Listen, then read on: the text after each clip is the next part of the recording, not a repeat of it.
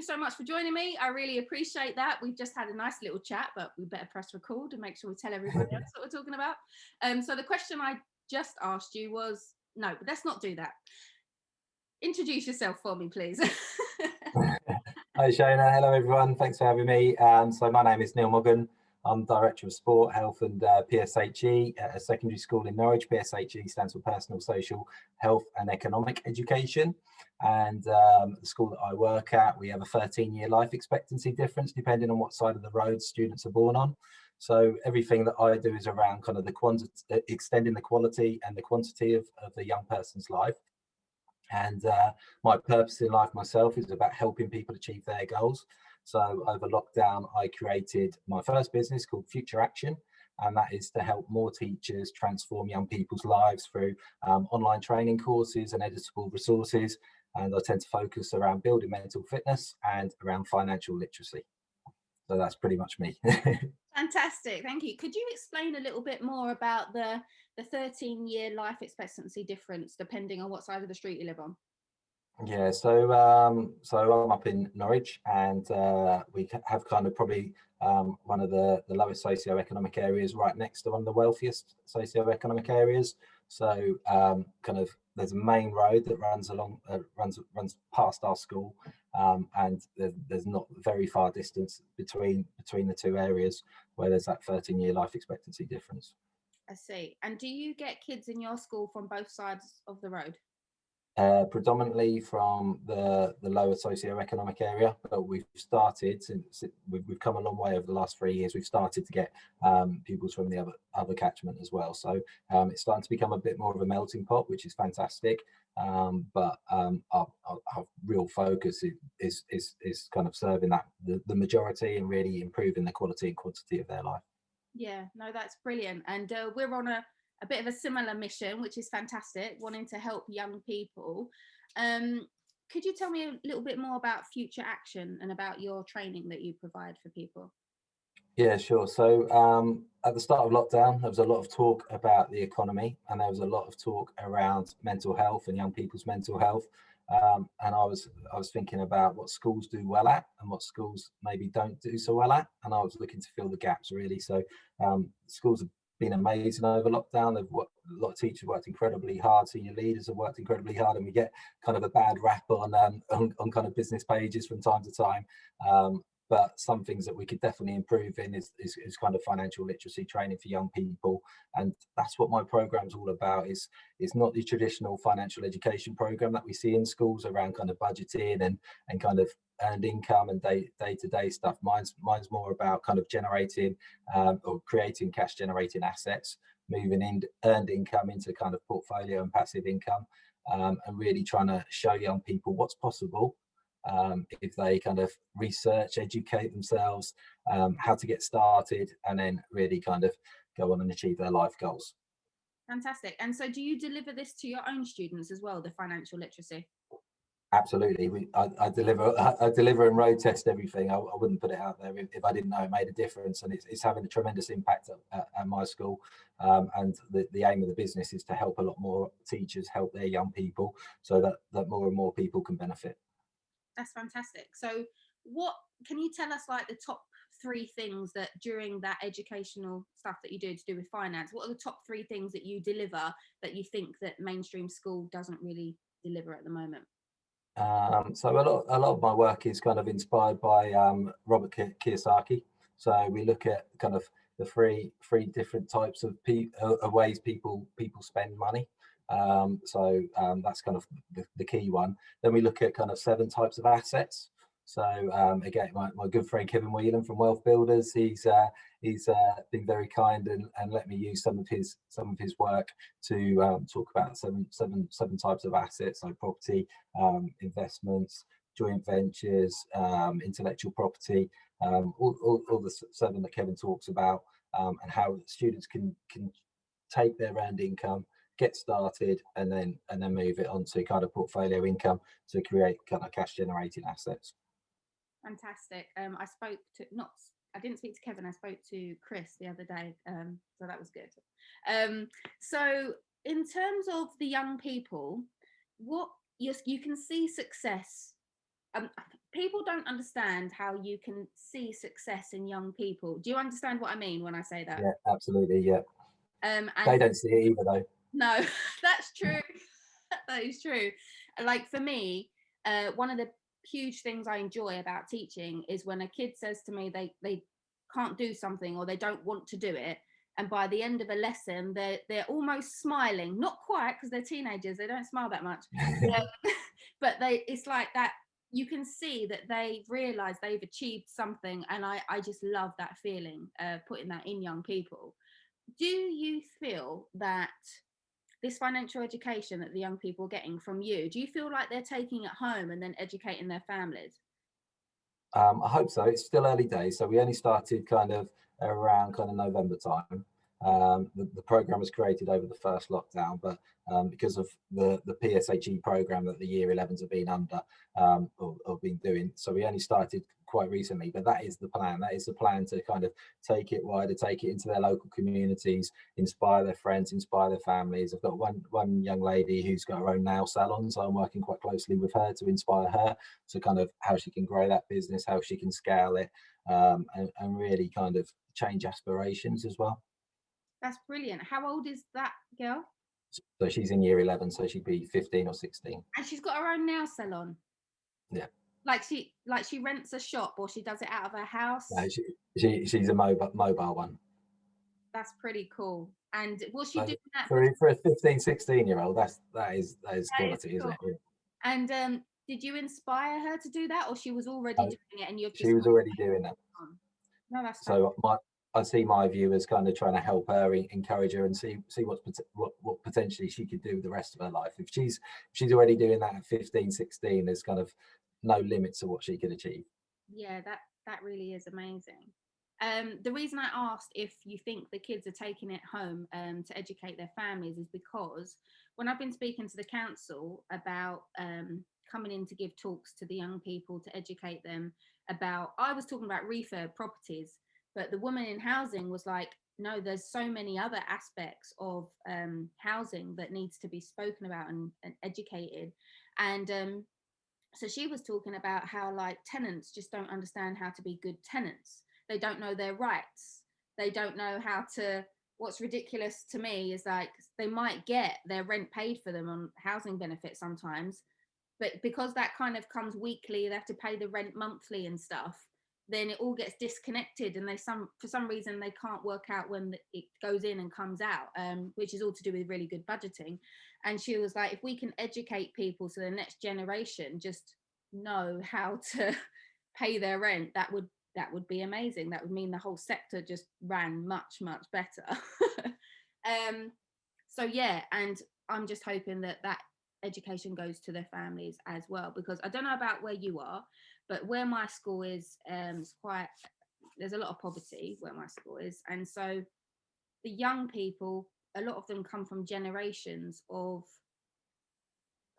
people that were similar, like we finish school, you put your name on the housing list, like you don't there's not much more aspiration than that. It's just you finish school, you put your name on a list, and eventually you'll get a free house, which when I left school, that was actually kind of what happened, and people did get properties, but they're not there anymore because people have purchased those properties now, or they've just all they've got people in them, so there's none left. And it's really hard for me, I find, with my young people to break that cycle and make them realize that no, you have to get a job, and when you have a job, you pay taxes.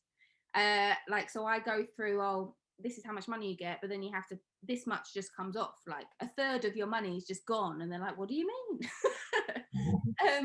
When you're delivering your financial education stuff, I put a huge focus on activities rather than just talking at people. I'm guessing you do the same.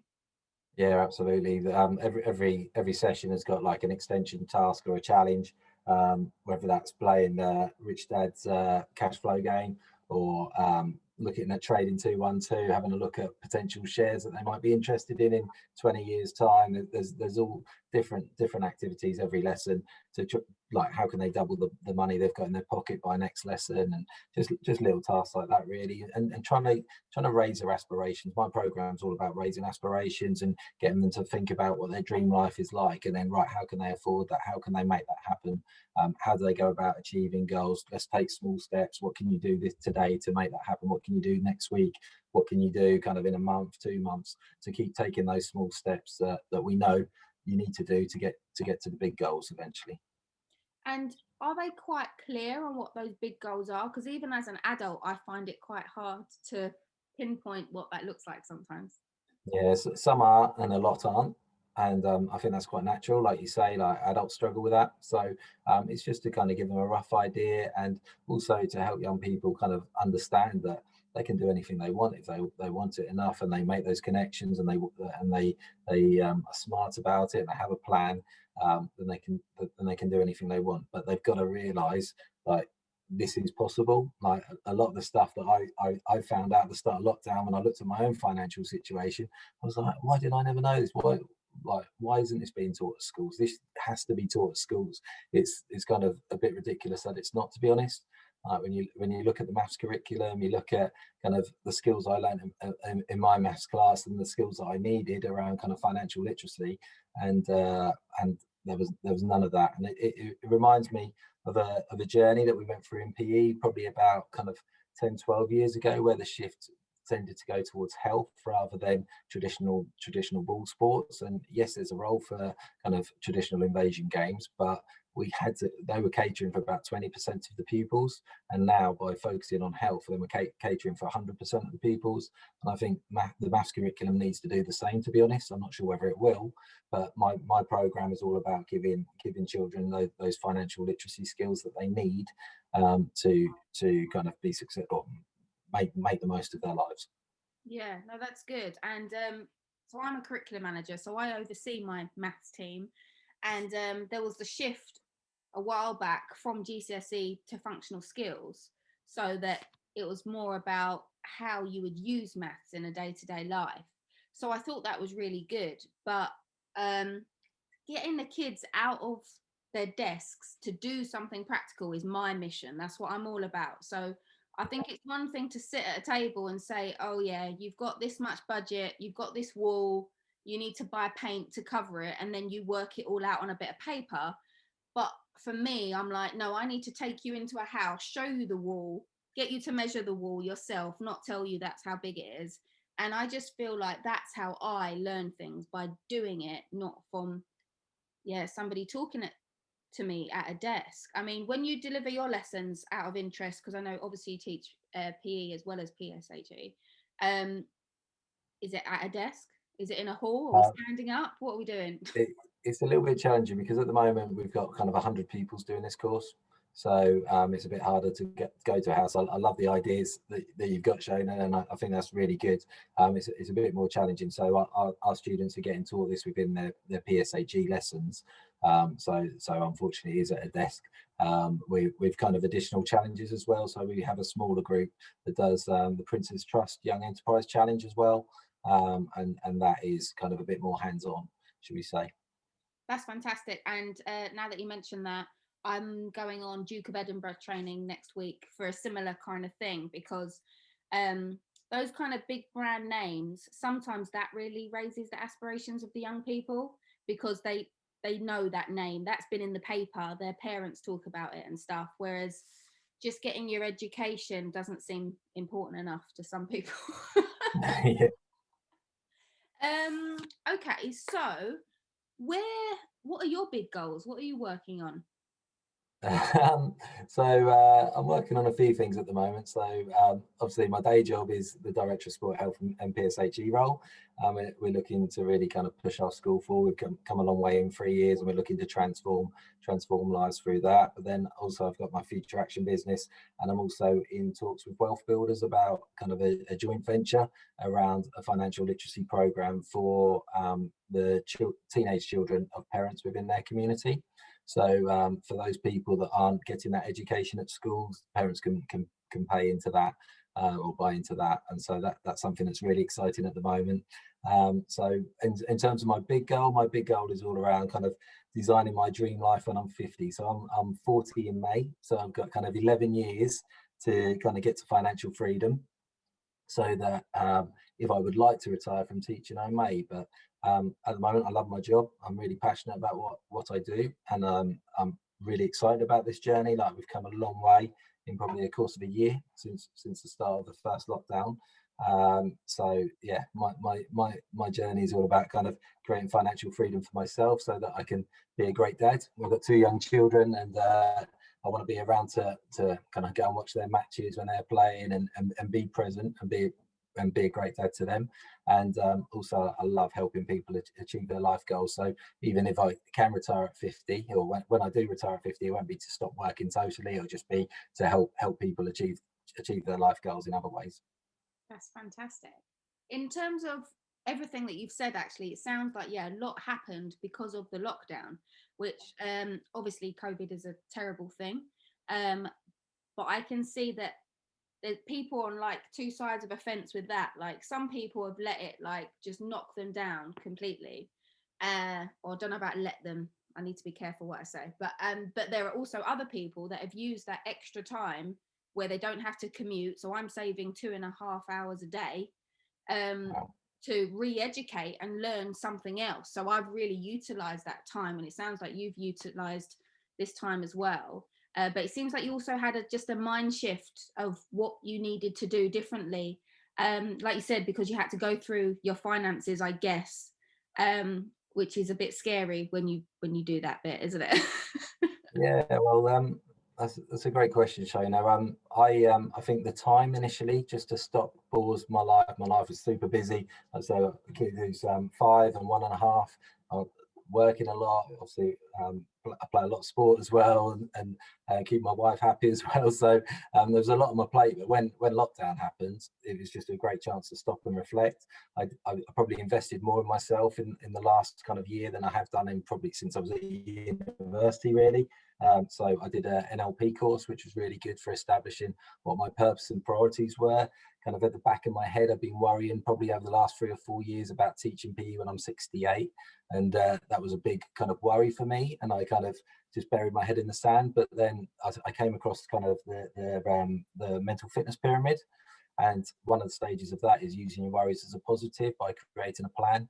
And I was on a curry night one night with a couple of my best mates, and I was like, I want to retire when I'm 50, and they were taking the mickey out of me. So I was like, right, I'm going to show these guys, and it's all kind of snowballed from there, really. We're locked down, and we're in a much better position financially than we were, because the education that was done. We put an offer in for our second student house last week, yeah, I genuinely can see a place where we will be financially independent within 11 years. That's fantastic. I know what you're saying about being scared you'd be a PE teacher at that time, and you think you couldn't possibly be fit enough to do it then, right? That's the worry.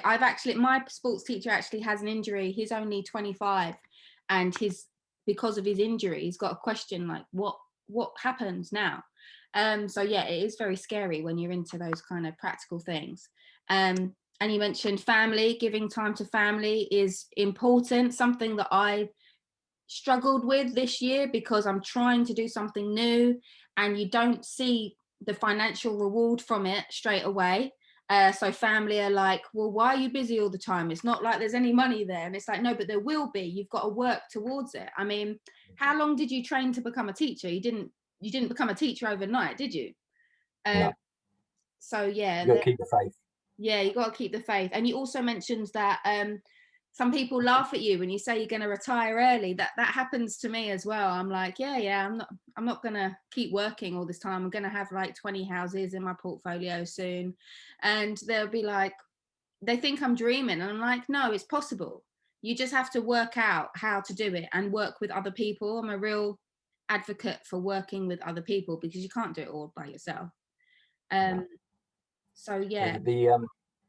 So I joined the Wealth Builders Community 7 Steps to Wealth program, Yeah. and since I've joined that with Kevin and Christian, it's just such a great community of like-minded people all supporting each other. So that's been brilliant for me in terms of having that kind of supporters club, really, because when you try and get out of your comfort zone and you try and do something different, then you've got kind of a lot of people trying to want to pull you back in, because they're a bit, not scared, but they're a bit like, what's going on here sort of thing, get back in your box. But I think that program has been brilliant for me personally, and like Kevin and Christian are so kind of skilled at what they do that it's just been brilliant for my wife and I. Like, I've seen big changes in my wife in terms of how she's gone about things, and that's been brilliant. And as a team, I can see us really achieving this within 11 years at kind of the latest, really.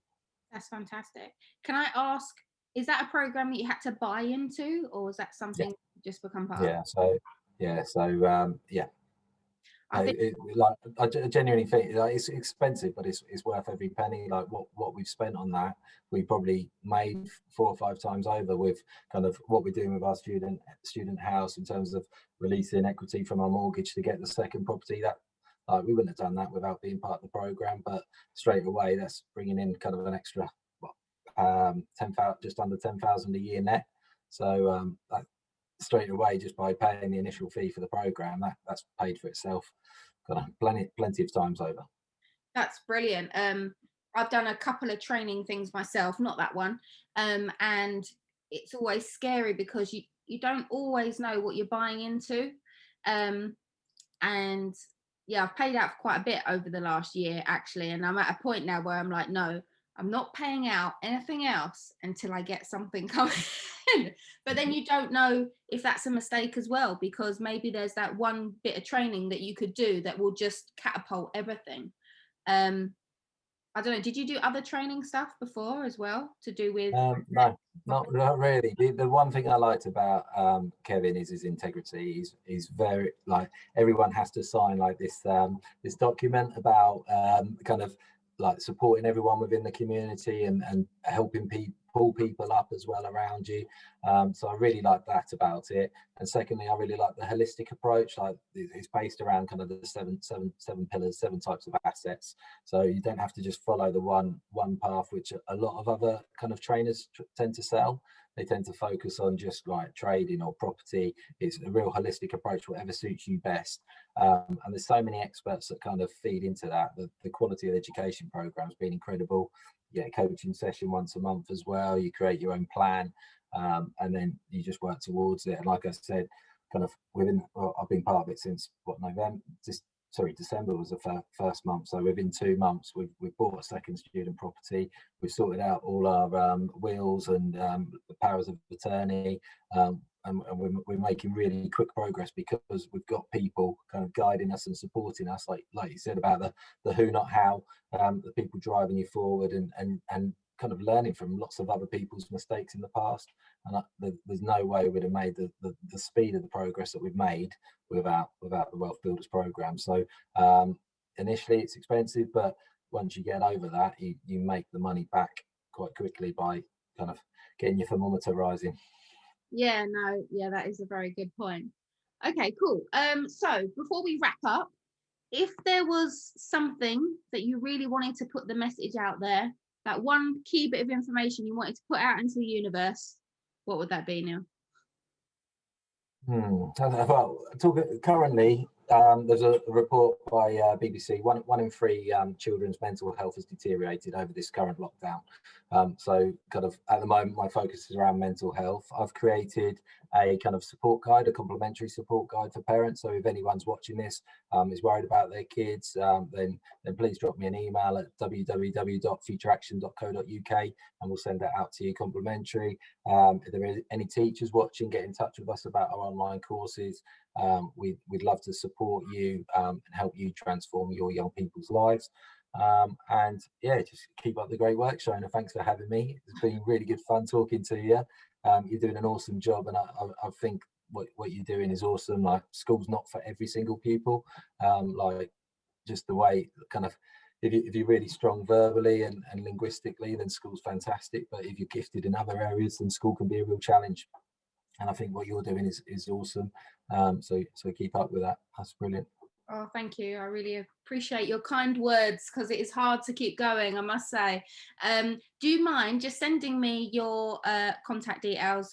I've got some of them, and your website, anything that you want me to drop underneath the video, so it'd be really easy for people just to click and get in contact with you, yeah? Yeah, I'll do that straight away. Cool, fantastic. All right then, thank you very much. Have a lovely evening. Thanks so much for your time. Take care, and thanks for listening, everyone. Bye-bye. See ya. See ya.